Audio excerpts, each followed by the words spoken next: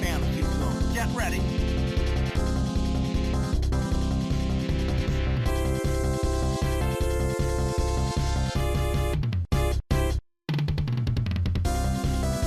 Immédiatement reconnaissable à ses graphismes, la série Bubble Bobble traverse les décennies sans prendre une ride. Son éditeur, Taito, a su faire évoluer sa franchise et diversifier le gameplay.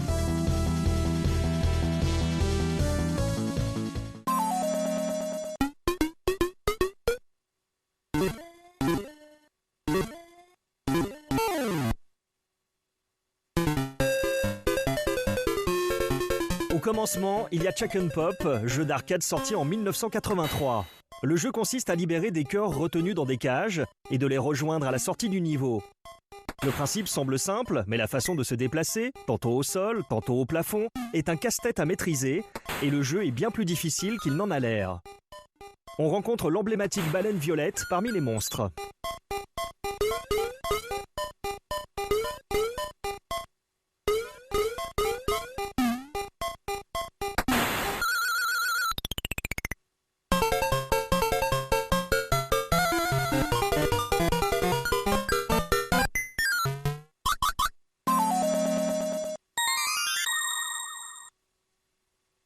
Transformés en petits dragons par un magicien, Bubi et Bobby partent à la rescousse de leur fiancé.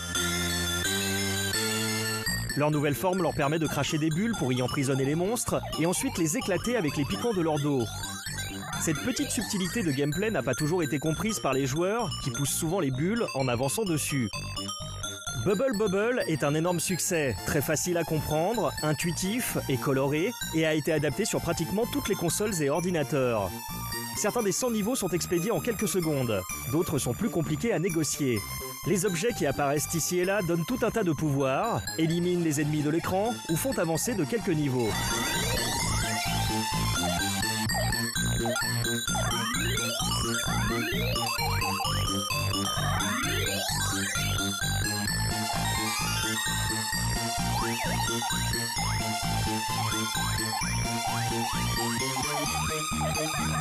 Taito ajoute des caméos de personnages d'autres jeux, comme ici Space Invaders.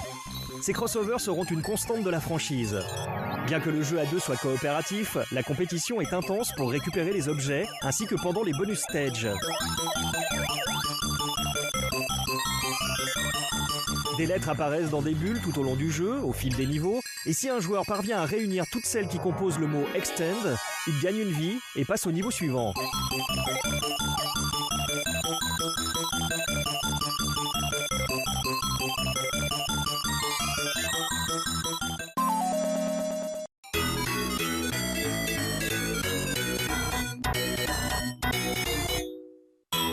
Pour la première suite de Bubble Bobble, Taito change complètement le style de jeu, avec un platformer à progression verticale et jouable uniquement en solo, Rainbow Islands.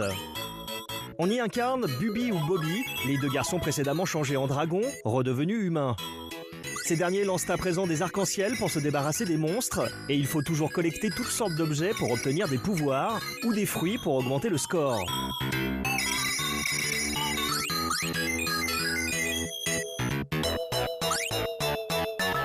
Les mondes à traverser sont à thème, monstres, insectes, robots, et l'un d'eux est même entièrement dédié à Arkanoid, casse-brique bien connu de Taito. Il en reprend même son environnement sonore. Rainbow Islands est adapté sur la plupart des machines de l'époque, sans rencontrer le même engouement, les joueurs ne faisant pas le lien entre les deux jeux au gameplay très différent.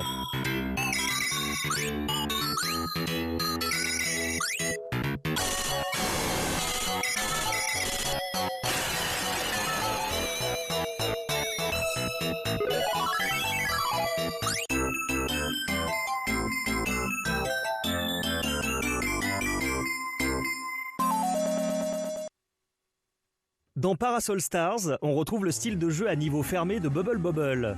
La première version sort sur cartouche PC Engine, puis sur d'autres consoles et ordinateurs, mais jamais en arcade. On continue d'incarner les personnages humains de Rainbow Islands.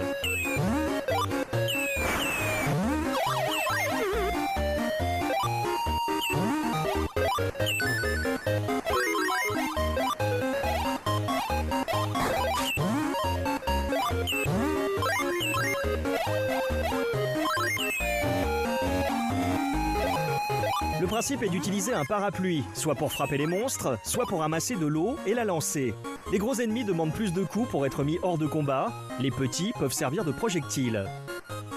Ici encore, Taito essaye d'innover, au lieu de simplement réutiliser le même concept déjà vu dans les jeux précédents.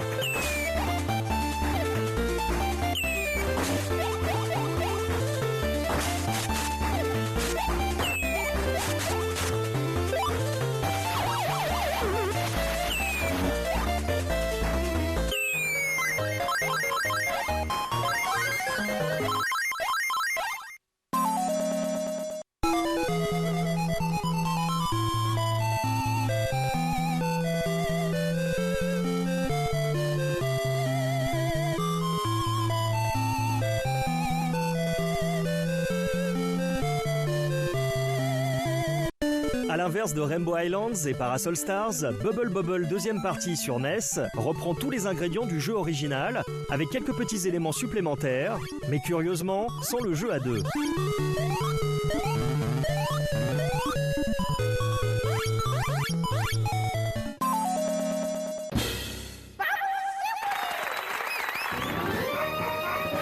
Bubble Symphony en arcade est un retour aux sources, reprenant le gameplay du jeu original. Il est appelé Bubble Bobble 2 en Europe, ce qui confirme la filiation peu évidente qu'il y avait avec les deux suites officielles. La grande nouveauté est l'apparition de portes qui mènent à des mondes différents, le jeu n'étant de ce fait plus linéaire. Les mondes, comme souvent avec Taito, possèdent un thème particulier, ou bien sont un crossover avec un autre jeu de l'éditeur. On retrouve les univers de Tiki Kai Kai, de Space Invaders et les personnages de beaucoup d'autres jeux, dont Chuck and Pop, à l'origine de la franchise. Tous les objets originaux sont de retour, avec de nouveaux pouvoirs ou des bulles à effet, comme les bulles arc-en-ciel en référence à Rainbow Islands.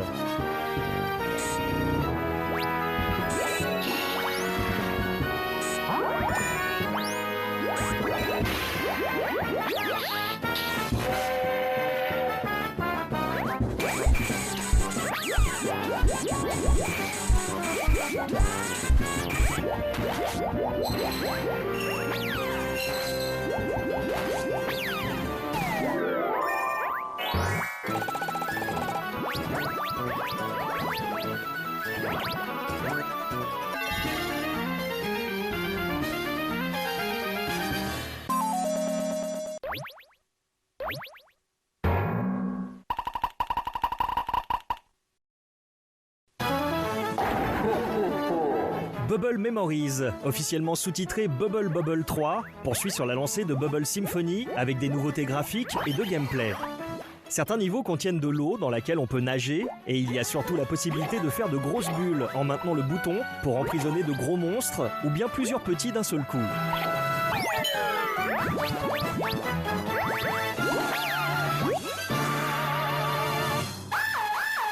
Si le tout premier épisode tournait sur un hardware assez léger et était plutôt sobre dans sa réalisation, voire même parfois un peu buggé avec un personnage qui se bloque dans le décor, Bubble Symphony et Memories offrent un excellent rendu graphique, des sprites de grande taille et corrigent tous les problèmes.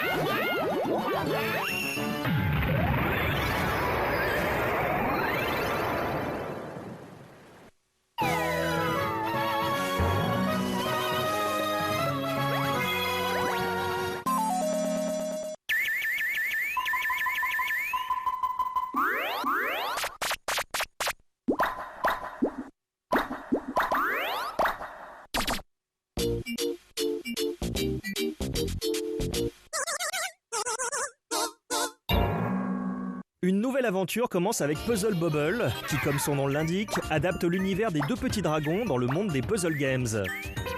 Le mode un joueur est une succession de niveaux, parfois très courts, parfois de longue haleine, qu'il faut vider des boules de couleur qui s'y trouvent.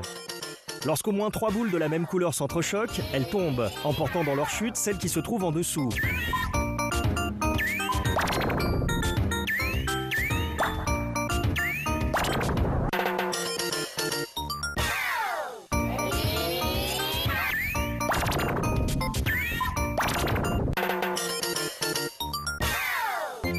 mode 2 joueurs est un duel. Les boules tombant d'à côté sont envoyées chez le voisin et celui dont l'écran se retrouve rempli a perdu.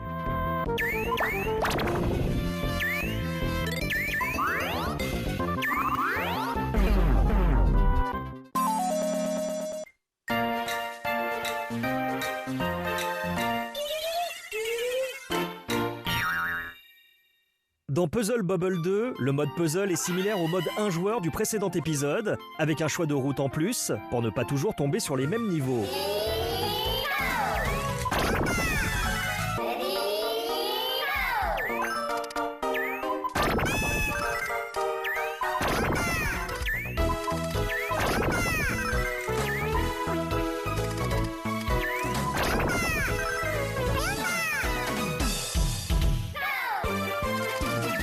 Le mode 2 joueurs est lui aussi à peu près identique, avec juste quelques variations dans le placement des boules au départ.